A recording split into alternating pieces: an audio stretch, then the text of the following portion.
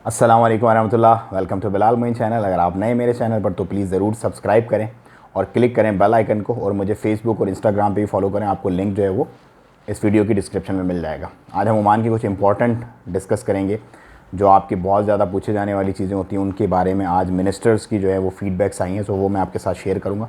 लेकिन उससे पहले मैं अपने तमाम बार्बर और तमाम ब्यूटी पार्लर वाली बहनें और जो जिन लोगों के अभी तक कारोबार बंद हैं उनको बताता चलूँ कि जो अगला फ़ेज़ है ओपनिंग का, उसमें जो वेल्थ मतलब जैसे जिम वगैरह हैं उनका एक ओपनिंग का है, इंटीमेशन है।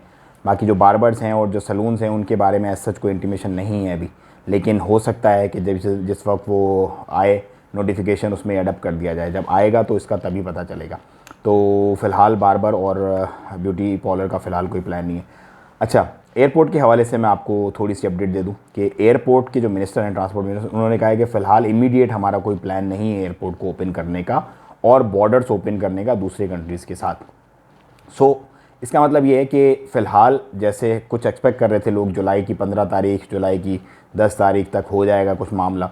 ऐसा कोई ऐसा सच है नहीं, मतलब इमीडिएट कोई प्लान नहीं है। क्यों? क्योंकि केसेस जो है वो बहुत शूट कर गए। आपने देखा होगा जब से ये लॉकडाउन खुला है, हज़ार एक दिन सिर्फ 900 केसेस हुए थे, उसके बाद 1000 से ऊपर ही मामला चल रहा है। आज भी 1300 प्लस केसेस हुए हैं, और उसमें 800 से प्लस जो है वो ओमानी हैं और बाकी जो है वो खारजी हैं। टोटल तादाद जो केसेस की है इस वक्त सल्तनत के अंदर 42,555 हो गई है। जी हाँ, 42,555।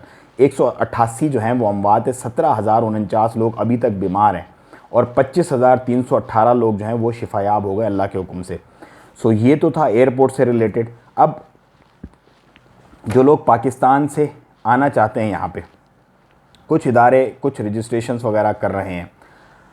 क्या बनेगा मामला, मैं उसको वेरीफाई कर रहा हूँ, तो मैं आपको फिर उसके बारे में इंटीमेट करूँगा कि क्या बेसिकली उसकी नेचर है और किस तरह से। क्योंकि मुझे किसी अथेंटिक सोर्स से जब कंफर्मेशन आ जाएगी तो फिर मैं आप लोगों को वो तरीक़ाकार बता दूंगा, तो आप उस पर फिर रजिस्ट्रेशन वगैरह करवा के वापसी कोई तरतीब बना लीजिएगा। लेकिन वो सिर्फ़ और सिर्फ स्पेशल होगा, स्पेशल लोग, स्पेशल अरेंजमेंट, स्पेशल होगा सब कुछ। नॉर्मल फ़्लाइट्स वगैरह वाला सीन नहीं होगा।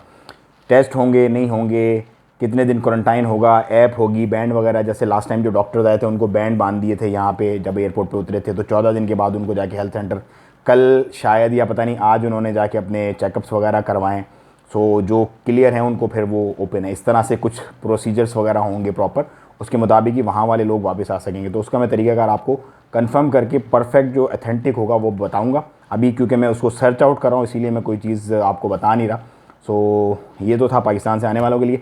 यहाँ से जाने वालों के लिए मैंने बताया था कल आपको ऑलरेडी, और मज़ीद भी मैं बताता रहूँगा। जो भी अथेंटिक सोर्स होगी, अथेंटिक डेट होगी, स्पेसिफिक डेट के हिसाब से मैं आपको बताता रहूँगा।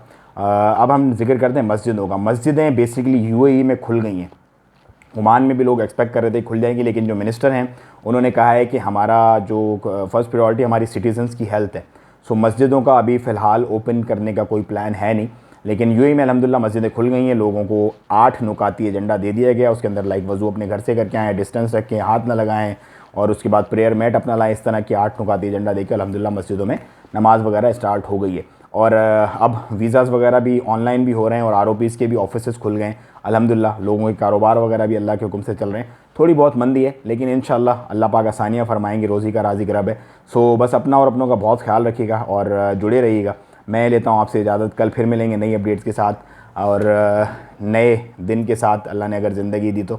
और बस तौबा करें और अल्लाह से अपनी जो है वो बख्शिश की और मग़फ़िरत की दुआ करें, क्योंकि जो रात होती है वो बहुत इंपॉर्टेंट होती है। बहुत सारे लोग कल सुबह नहीं उठेंगे।